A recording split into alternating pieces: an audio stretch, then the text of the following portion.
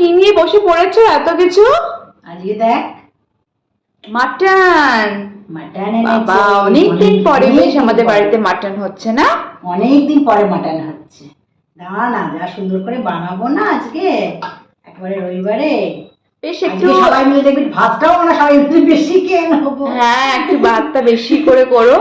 প্রথমে কি কি করবে ম্যারিনেশনের জন্য? ম্যারিনেশন করতে দেখ, আগে একটুখানি আদা রসুন পেস্ট দিচ্ছি, ঠিক আছে? আচ্ছা, এখানে আদা রসুন পেস্ট পুরো দুটোই করা আছে একসঙ্গে। আচ্ছা, সবটাই দিয়ে দিই। হ্যাঁ, সবটাই দিয়ে দাও। মানে পরিমাণ অনুযায়ী মাংস যতটা, তোমাকে আদা রসুন ততটাই দিয়ে দিতে হবে।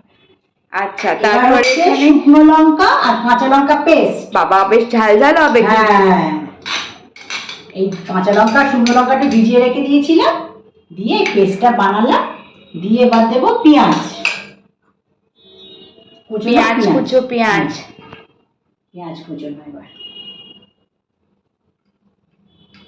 এবার কত মতন মাংস আছে? এটা 800 আছে মাংস। 800 প্রায়। 800। এবার আমি দেবো হলুদ। আচ্ছা, হলুদ গুঁড়ো সবকিছু দিয়ে একসঙ্গে আমরা ম্যারিনেট করে রাখছি। ম্যারিনেট করে এখন মিনিমাম তো 1 ঘন্টা ম্যারিনেট করে রেখে দেবো।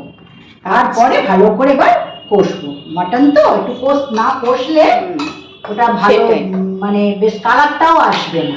আচ্ছা, কাশ্মীরি লঙ্কা, কাশ্মীরি গুঁড়ো লঙ্কা, আর আমরা শুকনো লঙ্কা কাঁচা লঙ্কা পেস্ট দিয়েছি, তো আর আমরা লাল গুঁড়ো লঙ্কা এখানে ব্যবহার করছি না, ঝাল হয়ে যাবে। হ্যাঁ। আচ্ছা, এবার দিচ্ছি ধনে গুঁড়ো।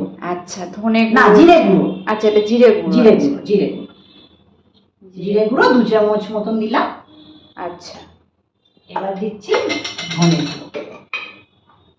দেখেই তো একদম লোভ লাগছে, মনে হচ্ছে আজকে একদম মানে লাঞ্চটা সানডে সত্যিকারে একদমই জমে যাবে। ধনে গুঁড়ো আমি দিলাম 2 চামচ। আচ্ছা, এবার দেবো আমি টক দই।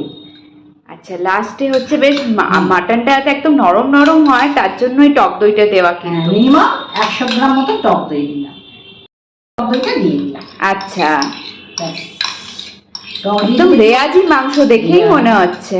রেয়াজি দোকান থেকে তো আনে।